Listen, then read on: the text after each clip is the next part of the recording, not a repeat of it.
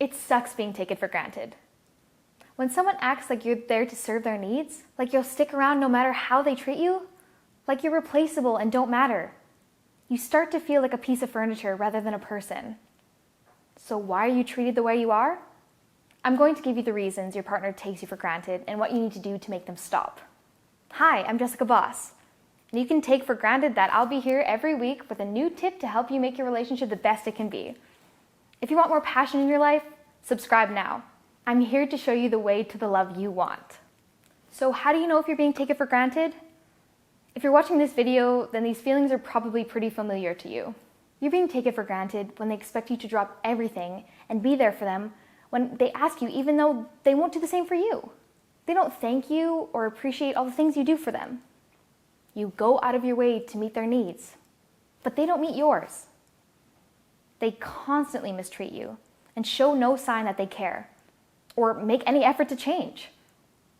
They take and take and take and give nothing in return. I know how you feel. I've been with partners who treated me this way, and even when I knew they weren't doing it on purpose, it still made me feel like garbage. So just, why do they do it? Here are a few possible reasons. First off, you need to ask yourself, do they know I feel this way?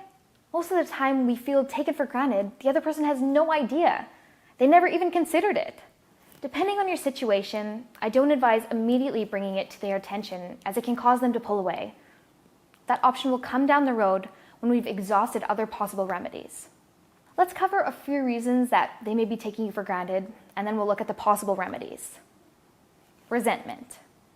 Sometimes what may seem like taking you for granted is really resentment. This is easy to miss because they aren't even always aware of it themselves. They're holding on to deep negative feelings towards us that come from dozens of tiny unresolved conflicts. This kind of resentment unconsciously puts them into the state of competition with us. They feel like we've wounded them and we're trying to get even with them by taking more than they're giving back. We're trying to get back some power, respect, or love they feel they've lost. I think of it like having conflict with your roommate. Say your roommate leaves the kitchen a mess. They leave dirty dishes for a week. The sink is full and the cupboard's empty. Now you're going to be pretty mad, so if they suddenly ask you to vacuum the living room, you're most likely not going to jump at the chance to, right? So it's like this in relationships, only it's more complicated because the expectations we have of each other aren't as clear-cut as sweeping the floor and paying the rent on time. We have a million little things we want from one another, and we don't know how to express, and when these things aren't met, sometimes we strike back in subtle ways, and this just compounds the problem. It sounds extremely childish, but don't hold it against them. This is something that we all do in our own way. It comes from a very deep place inside that we're not even aware of. This is why it's so important to communicate with your partner and work through conflicts rather than sweeping them under the rug. It's not always easy, but when you respond to disappointment and hurt by closing off or striking back, it only makes matters worse. 2, you're a doormat. Assertiveness is important in relationships as it is in life. If you put their needs above yours, always let them have their way and let them walk all over you, then this becomes the dynamic in your relationship. It's a hard pattern to break. Some people will be as selfish as we allow them to be. While we want to treat our partners right, we can sometimes overdo it and create an expectation that puts unfair strains on us. You may feel like you're treating them nice, but at a certain point, you're actually doing damage. They need to stand on their own 2 feet, or they'll always be reliant on you. This not only holds them back, but it will make them resent you in the long run. It's unfair, but true. 3, they're over it. Sometimes people mentally check out of relationships instead of cutting things off. Maybe they're afraid to be alone. Maybe they're confused about what they want. Maybe they're a coward just waiting for you to break it off. In these situations, it's common for people to stop putting in effort and stop showing appreciation. They don't show they value you because they don't. Don't let this happen to you. Take a hard look at your relationship. Do they seem checked out? Do they no longer talk about your future together? Do they seem unwilling to commit to only spending time with you on their terms? This is a common way to prolong a relationship for people that lack emotional maturity. Don't communicate their feelings and shy away from conflict. This is a serious red flag, but it's still possible to get things going again. If your relationship has become so distant that you're worried there may be no hope left, go to jessicaboss.com/quiz. This free quiz tool will take a measure of your relationship and let you know if you can save it or if it's over. Just answer honestly. It only takes 5 minutes. Number 4, they're busy. Some people's lives are full of stress, pressure, and constant obligations. They're always behind the 8 ball, rushing off to run errands and have meetings. And when they do spend time with you, they're too mentally exhausted from the rest of their life to pay attention to you and give you what you deserve. This can be just as damaging to a relationship as other kinds of mistreating, if not more so. No matter how good their reasons are, if they can't make you a priority, then it's going to put a strain on your relationship and leave you feeling unloved. So how can you stop being taken for granted? First off, it's tempting to try to have a serious talk about how you feel and make them promise to improve their behavior. This isn't always your best option. If the reason they're taking you for granted is because they've lost the spark and they don't value you, then this is only going to push them further.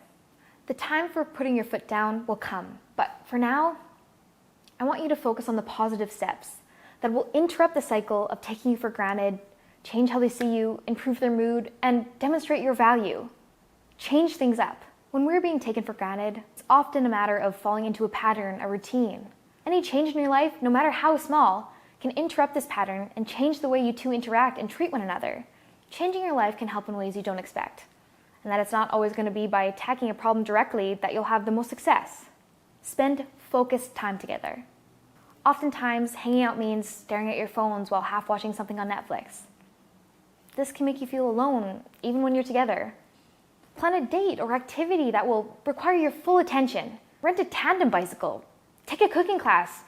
Go for a ride in a hot air balloon. It doesn't matter what you do. It just matters that you make the effort to focus on connecting without distractions.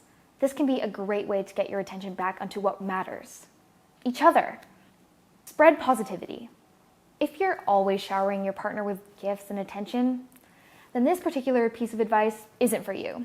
Being taken for granted can go both ways. Often your partner feels taken for granted in ways that you're not even aware of. Think about it. Do they know you feel taken for granted? Then how do you know they don't feel the same way?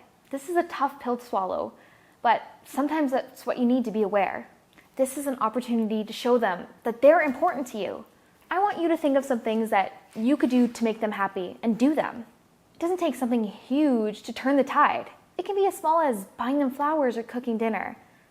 This will create a good feeling in them that will in return make them want to do nice things for you. Generosity loves company. Spend less time together. In economics, it's all about supply and demand. If something is in short supply, it's going to be more valuable, and people will want it more.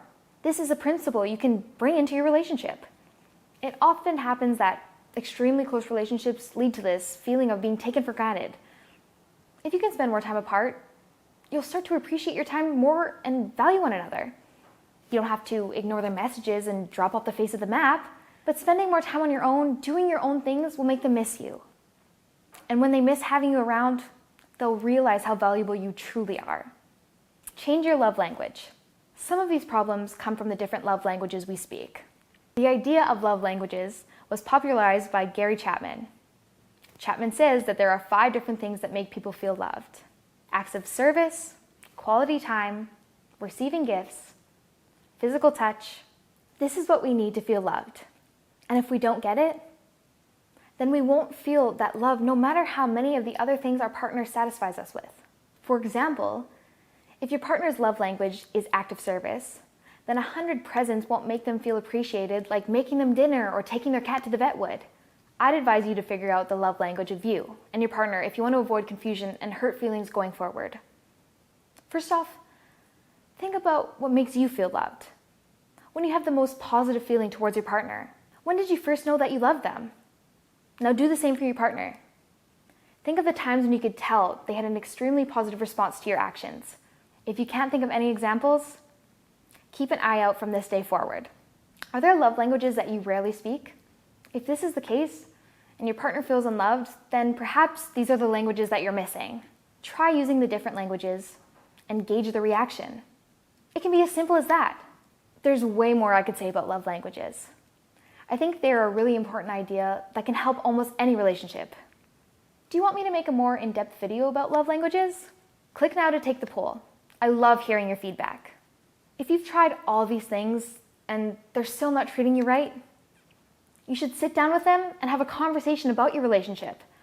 This is especially helpful if there are concrete things they're doing that make you feel this way, and if they seem to be acting thoughtlessly rather than being actively inconsiderate. Tell them how their actions made you feel and what you'd like from them that you're not getting. Point out things they've done in the past that made you happy, and tell them that you'd like more of that. By allowing them to use the skills they already have, you're much more likely to get positive results. So there you have it. These are some powerful ways that you can get the attention and respect that you deserve from your relationship. I'm Jessica Voss. Thanks for watching. Bye!